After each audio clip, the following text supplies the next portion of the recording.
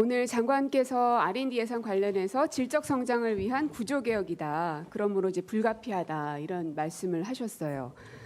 거기에 대한 소회는 그것으로 가름하도록 하겠고요. 그러면 이걸로 인해서 많은 이제 R&D 예산이 삭감도 됐고 또 R&D 카르텔 이런 말들 때문에 연구자들도 상당히 많이 이제 짐 싸서 나가고 있습니다. 그래서 연일 뉴스에도 보도가 되고 있어요. 그러나 이것을 가장 많이 책임져야 될 사람들은 오히려 장관님 아니신가요? 장관님은 어떤 책임을 지시겠어요? 지금 이제 의원님 말씀하신 이제 그 카르텔이라는 말 때문에 사기가 저하됐다. 그래서 그거를 이제 질문하시는 거죠.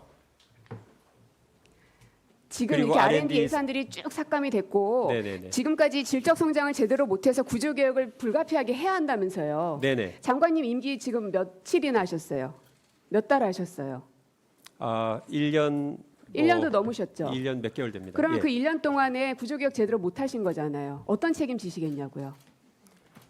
그런 건 아니죠. 예, 그 사이에 본인은 잘했는데 밑에 있는 R&D 그 예산들을 주관하는 사람들 혹은 출연 기관에 있는 연구자들이 제대로 못해서 그 사람들은 책임져도 된다. 하지만 난 책임이 없다.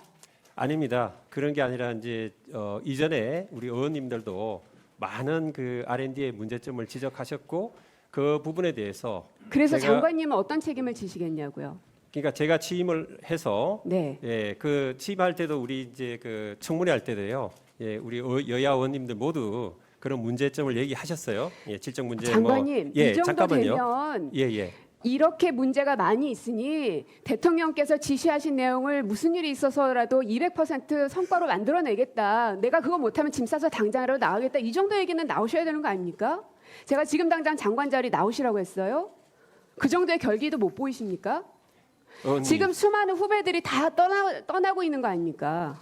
그렇지 않습니다. 아니에요? 예, 그럼 그 사람들은 뭡니까? 예, 그러니까 지금 이제 그 내역을 보시면 실제로 굉장히 젊은 연구자들을 굉장히 그러니까 이전에 비해서 훨씬 더 지원하게 되어 있고요.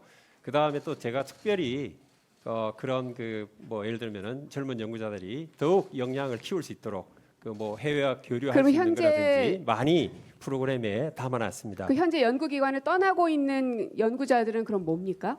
왜 나갈까요?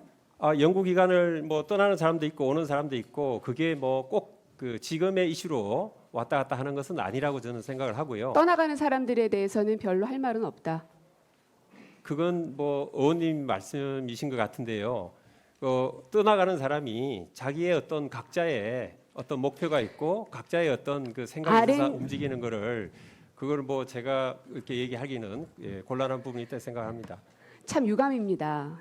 장관님은 정치인 출신도 아니고 연구자 출신 아니십니까? 어떻게 후배들에 대해서 그렇게 얘기하십니까? R&D 예산 그리고 R&D 카르텔 이 발언 나오고 나서 대통령님하고 관련해서 대화 나눈 적 있으세요? 대통령께서는 그 R&D 카르텔이라고 말씀을 하지 않으셨고요. 어쨌든 예산이 이렇게 대폭 삭감됐잖아요. 그 이후에 대통령과 대화 나눌 수 있는 기회가 있었냐고요? 있었죠. 예. 어떤 말씀하시던가요? 저희가 이제 이제 그동안 충분히 이제 그 제도 개선을 이렇게 쭉 이제 해왔고요. 그 제도 개선에 이제 부합해서 R&D 이제 예산도 구조조정을 정말 그 어떤 미래 세대를 위해서 제대로 이렇게 만들어야 된다. 그런 측면에서는 저도 이제 동의를 하고요. 자, 그러면 미래 세대를 위해서 준비를 해야 된다고 해서 구조조정을 하셨어요. 그렇습니다. 그렇죠? 네. 그런데 쭉 살펴보니까 S등급으로 분류하신 것들도 예산을 죄다 삭감하셨더라고요. 그러한 부분이 있을 수는 있으나 그게 이제 단순히 어떤 여러 가지 자, 그럼 제가 먼저 질문 드릴게요. 예. R&D 투자 우선순위 의견이라고 해서 과기부에서 제출한 그 작년 10월에 제출한 것들이 있는데 이거는 누가 취합하는 것이고 이거는 매년 의견서를 제출하게 돼 있는 거죠? 네, 늘 부처 간에서 이제 투자 우선순위 그런 늘 하는 거죠? 얘기하고 네. 하지만 또한 그렇게 그 투자 우선순위를 낸다고 해서 지금이 아니라 이전에도 그게 꼭 반영되는 게 아니고요. 맞습니다. 예, 장관님 말씀처럼 늘 반영되진 않아요. S등급이라고 하더라도 감액되는 사례들도 있었습니다. 그래서 22년에는 14% 정도가 감액이 됐고 23년에도 한 16% 정도 감액이 됐었어요. 그러나 24년도에는 37%나 S등급을 삭감하셨어요. 왜죠? 예, 그것도 뭐 이제 내부에서 여러 가지 그 의견들을 종합적으로 고려를 해서 판단한 것으로 알고 있습니다. 네, 내부적으로 종합적으로 판단하셨는데 뭘 삭감하셨냐 하면 해저 지진, 지진 해일과 같은 해저 재해 발생 예측, 실시간 조기 경보 시스템 시범 구축 이 예산을 무려 80%나 삭감하셨어요. 기후 위기 관련돼서 지금 갈수록 지진 발생 늘어나는 거 잘 알고 계시죠? 영역도 점점 늘어나고 있고. 네. 이거는 왜 삭감하셨나요? 그 부분은 뭐 제가 미처 살펴보진 못했는데요. 이후에 의원님 뭐 허락해 주시면 다시 뭐 제출하도록 하겠습니다. 이거 이미 기사도 났었고요. 기후 위기 대비해서 마련된 예산인데 무려 80%나 삭감이 됐고 S등급인데도 장관이 파악도 못하고 계십니까?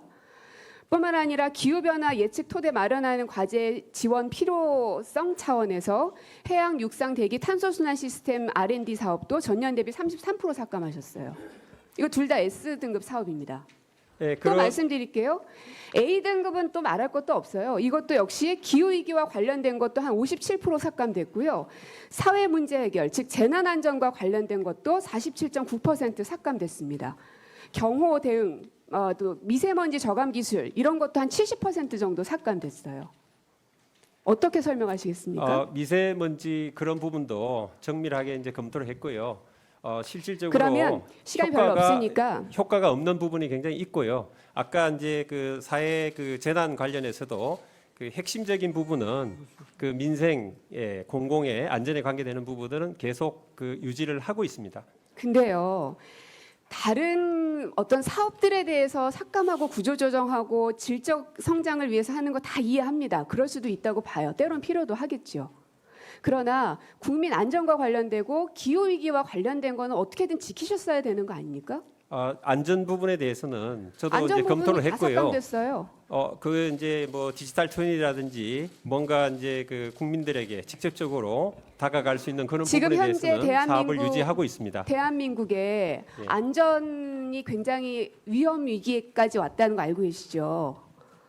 오송 참사도 그렇고요, 이태원 참사도 그렇고요. 계속해서 이 심각한 안전 문제가 대두되고 있는데 관련된 R&D 사업을 장관으로서 무조건 지키셔야 되는 거 아닙니까? 지금 이 정부의 특징은 아무도 책임지지 않는 겁니다. 장관님도 아까 그러셨죠. R&D 전혀 삭감됐지만 그렇지 책임지지 않습니다. 않는다는 말씀을 하신 정말 거고. 그 책임감을 가지고 열심히 하고 있다 이렇게 말씀을 드릴 수 있습니다.